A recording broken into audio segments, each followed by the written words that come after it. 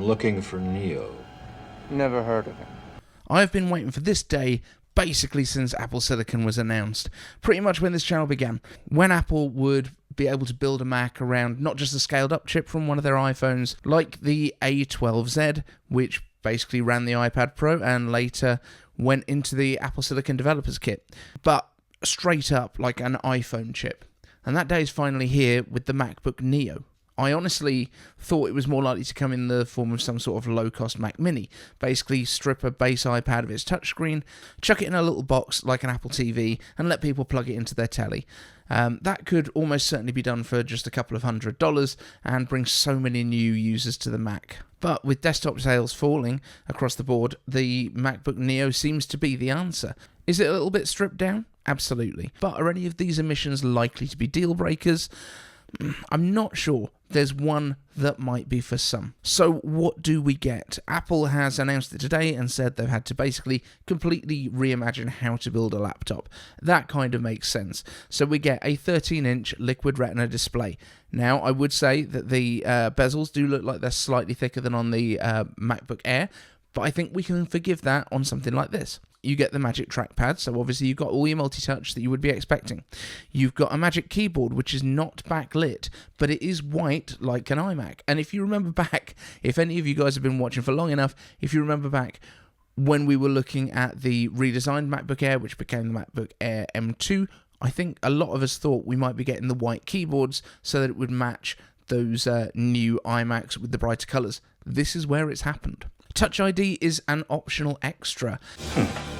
Upgrades. Slightly unexpected, but not something that I'd really considered in either direction, but it makes a lot of sense, and we'll come to how that option works in a few minutes, along with the price, because the price is pretty bonkers. It comes in silver, indigo, blush, and citrus colour options. Now, indigo, I think, is a throwback in terms of Apple's original colours that they used to do on the iBooks, so I'm going to take that as a win. And in terms of I/O, you're going to get two USB-C ports. One of those is USB 3 speed, one is USB 2 speed, and the USB 3 port will support an external display, which I was not sure was going to be the case. I thought it might have been either mirroring or kind of clamshell mode and use an external display instead, but no, apparently you can have an additional display from the looks of things. You've also got a headphone jack and side-firing speakers.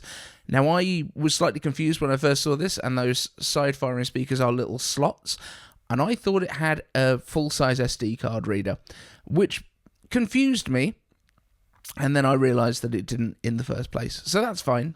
I/O-wise, not too bad. It's MacBook Air M1 level. There's no MagSafe here, but I think that can be forgiven. It runs on the A18 Pro, which I am slightly surprised about. I thought they might have put an A19 Pro in there, but I feel like they've just got to the point where they've got so many that it's a pretty easy decision.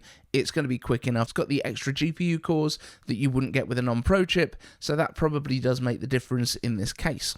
You get Wi-Fi 6E, you get Bluetooth 6, and you get 16 hours of battery life, which I think is very, very reasonable for something like this. It does look like it's a little bit chunkier than the MacBook Air.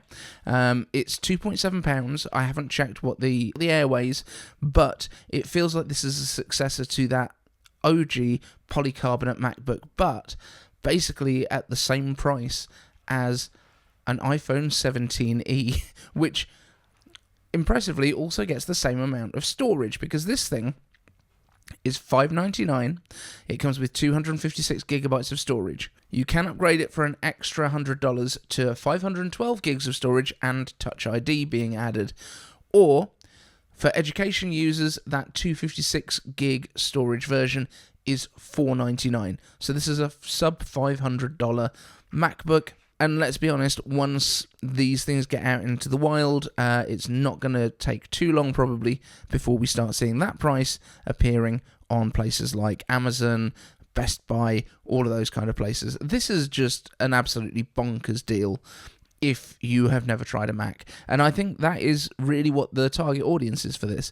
Most of the stuff that Apple has been talking about in the publicity for it, which obviously has only been out for an hour or so, is talking about how well it will pair with your iPhone, how you can set it up from your iPhone, how you can control your iPhone from it, how you can use your iPhone to AirDrop, how you can use messages on both devices, all of these things. I think Creative Cloud, I think that Apple's Creator Studio is going to be a winner for this, assuming that the big apps run on it. I haven't seen that yet. This is one of the things that I think I've mentioned in the past, is I'm not sure if it will support things like Final Cut Pro. We will have a look through all of that stuff over the next couple of days. Obviously, I did have to do the whole Matrix thing because it's called the Neo, and I heard about it first, so yeah, we had to do it. It's just the law. It's 90% recycled aluminium. It's 100% recycled cobalt inside, so there's no freshly mined cobalt in this thing. However, the one point on this, which is probably going to be the one thing that the entire tech community says makes it completely unusable, it only has 8 gigabytes of unified memory.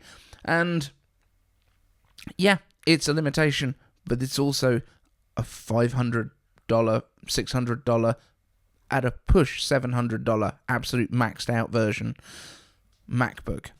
And I would say my trusty Mac Mini down here, my cat, not even my cat, you're just a borrowed cat, aren't you?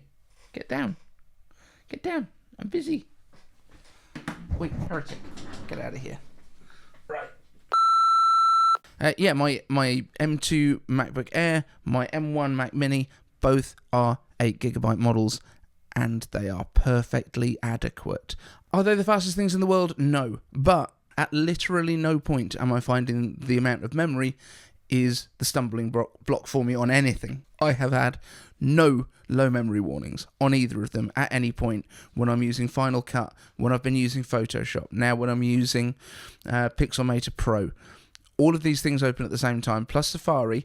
I think that the big thing is if you don't use Chrome on it, it's gonna be fine, because Chrome is just an absolute memory hog and should be banned. Honestly, I don't like it. So yeah, that's kind of what we have for it for now. What are your thoughts? Who's gonna pick one of these up? Do you have kids that might want a laptop? This is probably what I will end up buying for my boys. And I don't think you're even finding like refurbed MacBook Air M1s for this kind of price. You might do, but this is also going to have longer support. It's going to have better battery life, because those things are going to have rough batteries by this point, and it's going to be way quicker on single core performance, which in all honesty is what you're going to be doing on something like this. You're not going to be doing rendering videos, probably not massive long documentaries or anything like that, which is where the extra cores that you would have with one of the older M chips might give you the edge, whereas this is going to have all of the snappiness, all of the quick speed, all of the web rendering stuff. You get Apple Intelligence as you would with the M chips. This is the game. Apple's, I think, nailed it. But let me know your thoughts down in the comments. Let me know if you would buy it. Thank you to the Patreons. The cat is back, so I'm going to go before he murders me in my sleep. Thanks so much for being here, guys, and I will see you in the next one. Want the latest Apple news, leaks, and rumours? Subscribe and ring the bell. And let's be honest. Thanks, cat. Cat is filling his litter tray as we speak. You done, pal?